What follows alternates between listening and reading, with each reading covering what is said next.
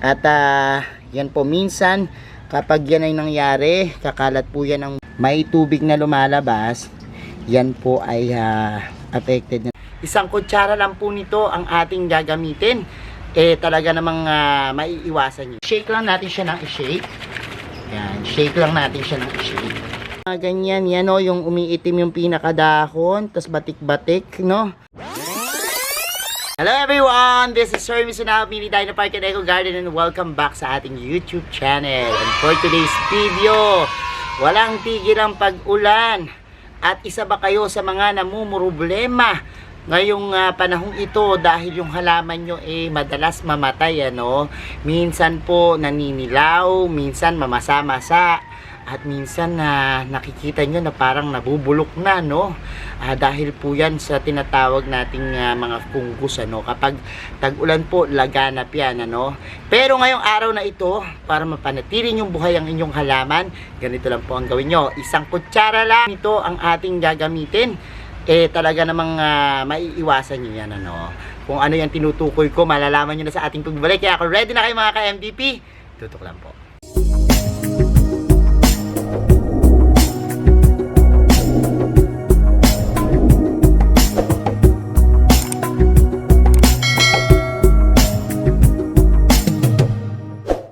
And we're back mga ka-MTP. Alam nyo po, isa po sa nagiging problema ko kapag sasapit itong tag-ulan sa aking mga halaman, meron po kasing mga plants na madaling kapitan ng fungus, ano?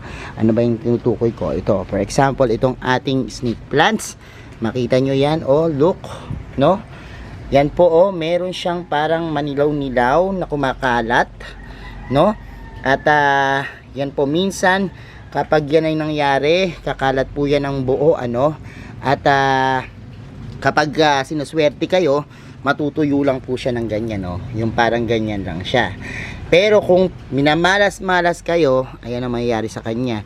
Talagang lulukubin na yung buong plants, no? At yan po ang mangyayari, mamamatay, ano? Papangit yung dahon, mamamatay. And ayan, katulad nito, meron din dito, no? So yan po yung tinatawag nating apektado na ng fungus, ano?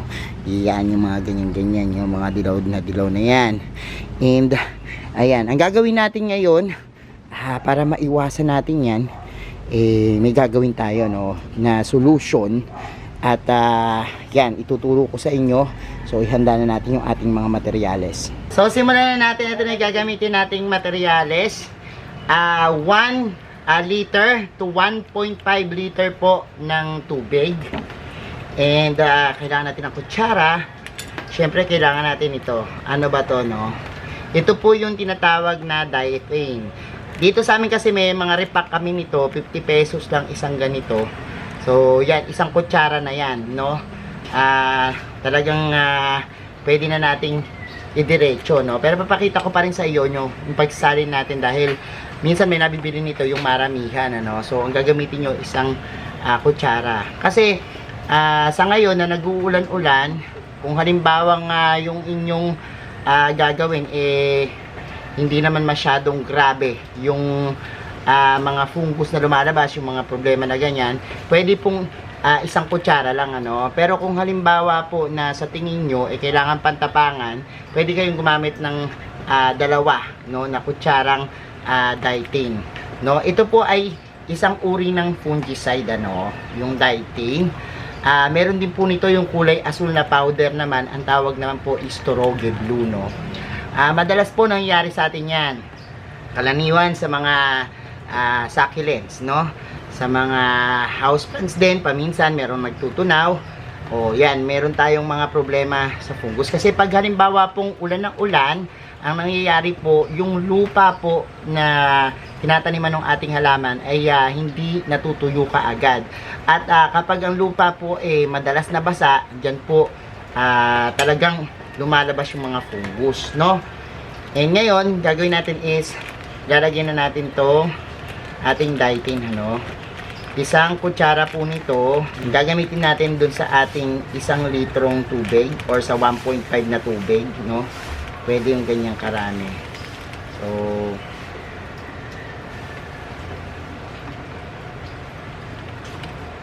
So ayan, gamit lang tayo ng improvise na yan, parang pang ano no. Ano bang tawag diyan? Funnel. O sa Tagalog, imbudo, no? Pwede kayong gumamit. O lagay natin 'yan sa ating ayan, pinaka tubig ano para nang sa gayon ay so ayan, makikita nyo na nagkulay parang yellowish, dirty yellowish dirty yellowish yung kulay niya no? Parang cream. Tapos ayan, sarado lang natin, tapos i-shake lang natin siya ng i-shake. Ayan, shake lang natin siya ng i-shake. So ayan, depende sa gagamitin yung fungicide merong mga iba-ibang kulay nga, katulad ng sinabi ko, yung Turogi Blue naman kulay blue. Problema lang nito kasi kapag dinidig mo nagkakaroon ng stain, no? Lalo na kung matapang. Kaya recommended lang din na isang kutsara lang yung gamitin nyo. Matabang lang. Kasi kapag halimbawang sobrang tapang naman, naiiwan po yung pinakaputi-puti dun sa mga dahon or kung anong kulay nung inyong fungicide. For example, yung mga kulay blue po, minsan ang nangyayari po dyan, naiiwan sa mga dahon, may mark, no? Or kung white naman, may mark ng white. Pero kung medyo matabang-tabang lang, yan, mahuhugasan na rin yan ng tubig ano, kapag nagdilig kayo. So eto, pag nahalo ng mabuti, pwede na po nating ilagay sa ating sprayer at pwede na nating idilig sa halaman. So lalagay ko muna ito sa ating sprayer. So eto na nga po yung ating gagawin. Nailagay na po natin sa ating sprayer yung ating yan, solution ano, at mag-spray na tayo ngayon. Yan, sprayan na po natin yung ating mga halaman ano, nang sa gayon po ay mapanatili yung ganda nila, maiwasan po natin yung mga ganyan, yung ano, kita nyo, nasusunog o parang hindi naman tuyo kasi mamasa-masa yung ating mga halaman ano. Saan pa ba ang mga halaman pwedeng ilagay ito no? Yan po, dun sa ating mga house plants, kapag po nakita natin na lumalambot din sila no, yung kanilang mga stem, yan, katulad nito, makita nyo, yan no, kita nyo, kita nyo, di ba? Yan, para maiwasan din po natin yan, mag-spray tayo no, yung pagkasira po ng kanyang mga dahon ano. Nasa gayon po yan, sumuloy ng madami at mas marami yung tumubo sa kanya no, kasi importante din po yung mga lupa din ano. Lagyan natin yan ng yan, in-spray natin hanggang sa lupa po ano, para po maiwasan yung mga pagkabulok no. Pati po yung mga ganyan, yung nakikita nyo ganyan no, look no, yan, para maiwasan natin yan. Sa gayon maganda yung tubo ng ating dahon, maganda po yung mga dahon, maganda po yung pagtubo, malusog po yung halaman, malayo po sa mga sakit ano. So spray lang po tayo sa ating mga halaman ng ganyan. Pati po dun sa mga maliliit nating halaman, yung bagong pasibol pa lang no, diligan nyo na rin po no, nang sa gayon mabilis yung paglaki nila, kasi minsan yung ganyan pong panahon talagang nakakaudlot ng paglaki no ng mga halaman natin. Kaya kung halimbawa yung halaman natin yan, sumisibol na, at diligan na po natin yan. Yung mga succulents nyo po, yan, madalas sa succulents nangyayari yan ano, na nagtutunaw kapag tag-ulan.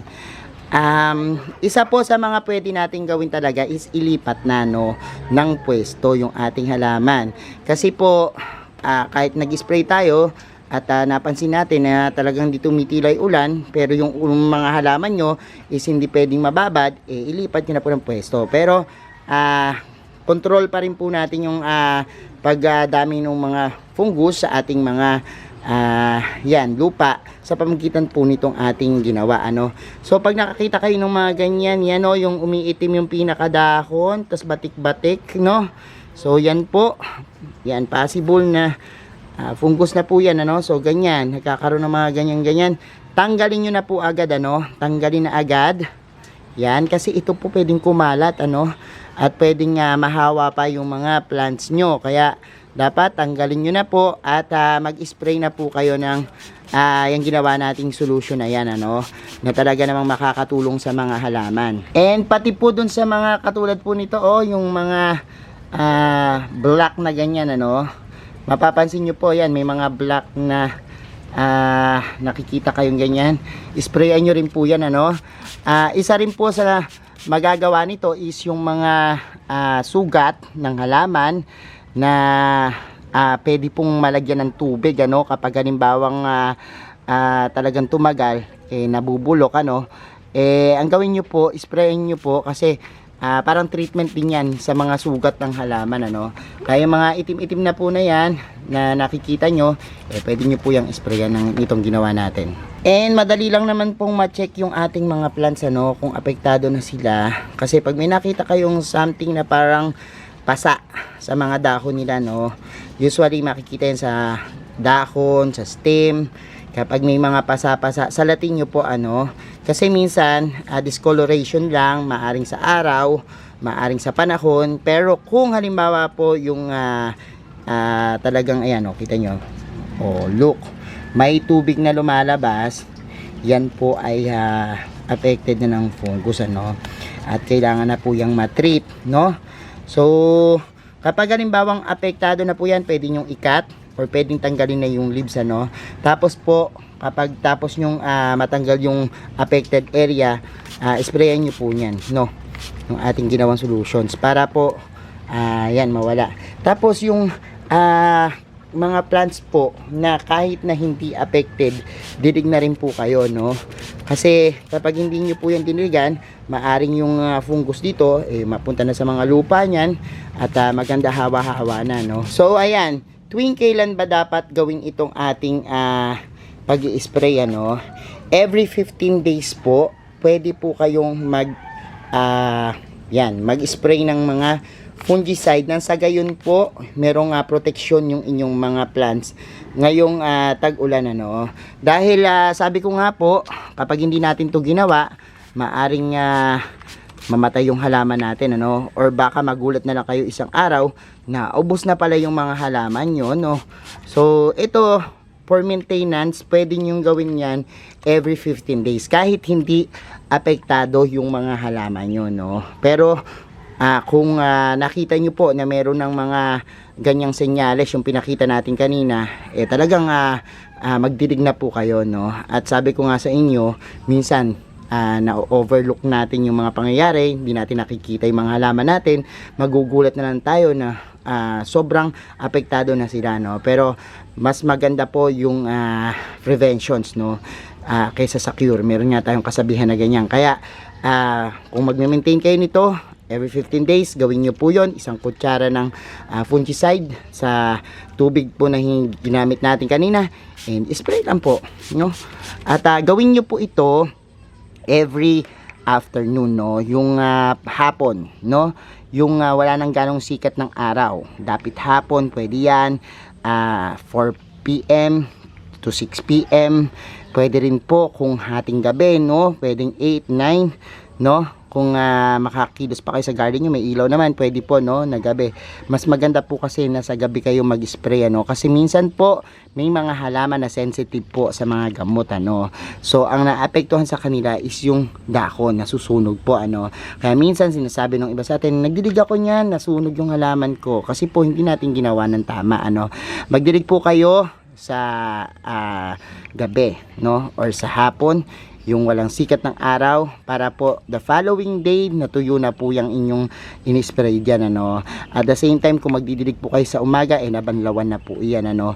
So epekto na po yung ating fungicide na nilagay. So yan po yung tamang way para po magdidig nitong ating ginawang solution. So ayan mga ka-MDP, napanood nyo na po yung ating vlog for today at nakita nyo na po na sa pamagitan po ng isang kutsara lang yan, yung ating fungicide, talaga namang makakaligtas kayo ng inyong mga halaman, ano, na may mga apektado ng mga sakit, ano. At nasa gayon po, tayo ay magkaroon ng magandang kapaligiran, magandang halaman na talagang nagbibigay sa atin ng benepisyo.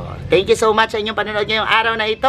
Sa lahat na nagla-like, nag-share at nagko-comment sa ating video, maraming salamat po, no. Sa mga hindi pa nag-subscribe sa ating YouTube channel, kung bet na bet nyo po yung ganitong usapan, plants and gardening, mag-subscribe na po kayo, no. Huwag nyo pong kalimutang i-hit yung notification bell para lagi updated sa aming latest uploads, pati po sa iba't iba nating social media accounts, sa ating TikTok, Instagram, Facebook pages, search nyo lang po Hermy Sunaho or Mini Dino Park and Eco Garden, makikita nyo na yan. Salamat ng maraming mga ka-MDP, and this is Hermy Sunaho, nagsasabi sa inyo ng happy planting. Bye-bye!